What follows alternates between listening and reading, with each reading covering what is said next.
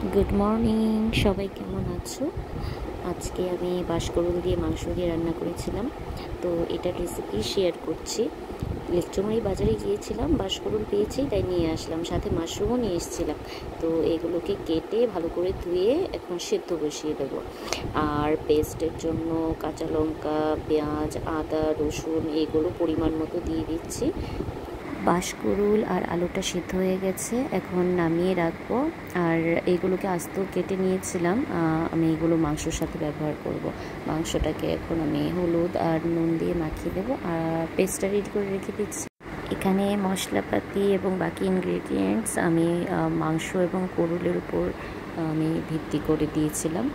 আর এখন কড়াই চাপিয়ে দিচ্ছি। সম্পূর্ণ রান্নাটা আমি সরিষার তেলে করব, কারণ সরিষার তেলের যে একটা ভালো ঝাঁঝ আসে সেটা সাদা তেল দিয়েও তোমরা করতে পারো, কিন্তু একটু সাদামাটা রান্না হবে।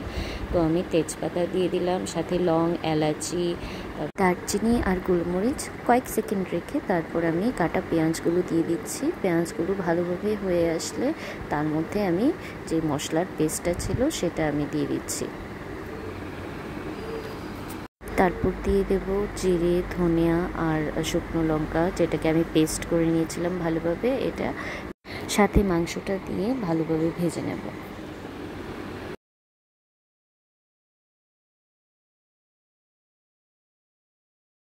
মাংসটা হালকা ভাজা হয়ে আসলে টুকরো করে রাখা পেঁয়াজ, মরিচ, তারপর রসুন, আদা যে কুচি রেখেছিলাম সেগুলো দিয়ে দিচ্ছি। দিয়ে অনেকটা সময় নিয়ে ভালোভাবে ভাজতে হবে এবং সম্পূর্ণ রান্নাটা একদম লো হিটে করতে হবে, না হলে পুড়ে যাওয়ার চান্সেস থাকে।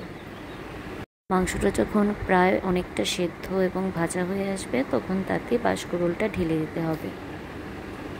আমি বাঁশকরুলের সাথে দুটো আলু সিদ্ধ দিয়েছিলাম। এটা তোমরা সম্পূর্ণ তোমাদের নিজেদের ওপর, কেউ যদি আলু না খাও তাহলে আলুটা স্কিপ করতে পারো।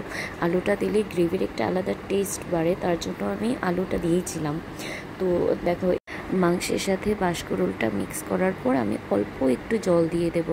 এটা যখন রান্নাটা সম্পূর্ণ হয়ে আসবে এই জলটা মানে একদম শুকিয়ে শুধু তেলের যেই গ্রেভিটা ছিল সেটাই থাকবে। তো আমি এখন ভালোভাবে ঢেকে দেব। অনেকটা ঢেকে লো হিটে অনেকটা সময় নিয়ে এটা রান্না করতে হবে। তারপর গিয়ে ফাইনাল লুক দেখো এরকম হয়েছে। আর ঝোলটা অনেকটাই শুকিয়ে গিয়েছিল, তেল এবং বাঁশকরুল থেকে যে একটা জল বের হয় সেটাই ছিল। Finally ready. দেখো দেখতে যতটা সুন্দর হয়েছে, খেতে অনেক টেস্টি হয়েছিল। তোমরাও বাড়িতে ট্রাই করো। টাটা।